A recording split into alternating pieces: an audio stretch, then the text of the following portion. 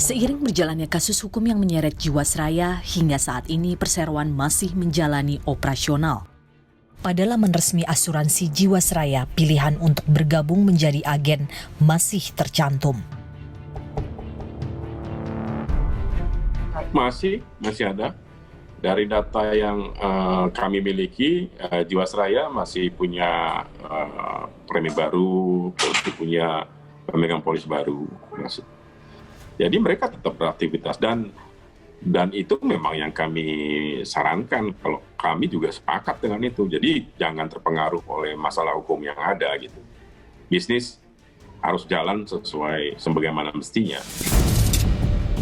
Perseroan masih beroperasi sementara klaim nasabah gagal bayar hingga kini masih menanti penyelesaian. Lantas, sudah sejauh apa penanganan hak nasabah yang masih belum mendapatkan dananya kembali? Berkaitan dengan progres ya, saat ini kita sedang masih menunggu ya keputusan antara pemerintah dengan mitra kerja, yaitu dari Komisi 6 dan Komisi 9 dari DPR RI mengenai skema program penyelamatan polis Jiwasraya. Jadi program yang kami susun namanya penyelamatan polis. Bagi masyarakat khususnya pemegang polis, kami berharap pertama ya mungkin satu, mohon sabar, dan juga kami akan melakukan upaya terbaik yang kita sebut manajemen baru ini adalah dengan penyelamatan polis. Jadi mohon kebersamaan dan juga mohon pemahaman atau pengertian dalam penyelesaian kasus penyelamatan polis ini. Karena ini adalah kita mencari risiko yang terkecil buat pemegang polis. Jadi inilah bentuk tanggung jawab pemerintah itu terhadap Jiwasraya. Dirubah menjadi FGI Life yang harapannya akan lebih sehat, lebih baik dan bisa menangani polis-polis yang ada di Jiwasraya saat ini.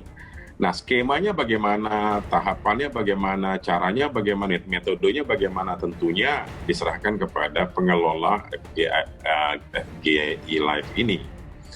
Perlu dipahami bahwa perusahaan baru di asuransi jiwa itu butuh waktu 7 tahun untuk BEP.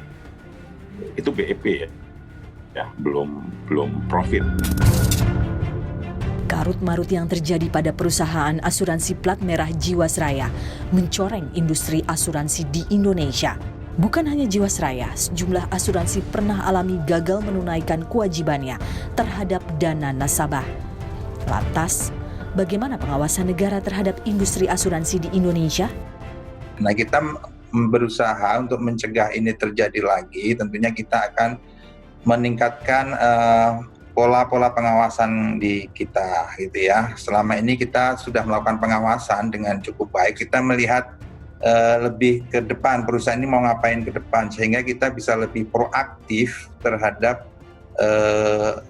apa arah dari bisnis perusahaan, sehingga kita bisa nanti mengantisipasi ataupun memitigasi resiko-resiko yang kemungkinan timbul. Saat ini terdapat sekitar 150 perusahaan asuransi milik pemerintah dan swasta yang berada di bawah pengawasan Otoritas Jasa Keuangan (OJK). Industri asuransi mengalami penurunan pendapatan premi. Tahun ini, pendapatan premi industri asuransi hanya senilai 176,3 triliun rupiah.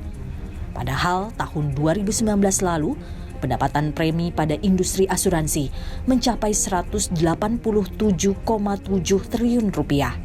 Dari jumlah keseluruhan nilai premi asuransi jiwa menjadi penyumbang terbesar dalam industri asuransi di Indonesia. Tahun ini, jumlah pendapatan dari premi asuransi jiwa yakni 109 triliun rupiah. Sementara tahun lalu, jumlahnya menyentuh angka 120,8 triliun rupiah. Dengan jumlah pendapatan yang tinggi, asuransi jiwa disinyalir kerap berujung gagal bayar. Masih sangat lemah. Ya, di bulan Januari mereka menjanjikan melakukan reformasi asuransi begitu, tapi sampai hampir akhir tahun ini belum terjadi apa-apa. Mereka menutup beberapa asuransi Tapi itu asuransi yang mereka tutup kan yang memang sudah mati. Bukan asuransi yang ugal-ugalan terus mereka cewer, mereka tutup, bukan. Itu bukan pengawasan. Lantas, apa yang harus diperhatikan nasabah agar tidak terjebak menjadi korban perusahaan asuransi gagal bayar? Kalau mau milih produk investasi, belilah produk investasi. Kalau mau cari proteksi, belilah produk proteksi. Produk investasi itu apa? Ya deposito, ya emas, ya saham, ya reksadana. Itu investasi, ya tabungan. Itu investasi. Kalau ingin beli produk proteksi, ya belilah produk proteksi. Apa itu produk proteksi? Ya asuransi. Asuransi kesehatan, asuransi kecelakaan. Jangan campur aduk. Beli produk proteksi tapi ingin uangnya kembali. Ingin beli proteksi tapi ingin uangnya nambah. Itu namanya bukan proteksi. Proteksi itu hanya ketika Anda membutuhkan dan Anda tidak rugi karena itu. Kecelakaan misalnya, sakit misalnya. 1. Menyatakan terdakwa Hari Prasetyo MBA terbukti secara sah dan meyakinkan bersalah melakukan tindak pidana korupsi yang dilakukan secara bersama-sama sebagaimana dalam dakwaan primer. 2. Menjatuhkan pidana terhadap terdakwa tersebut oleh karena itu dengan pidana penjara seumur hidup.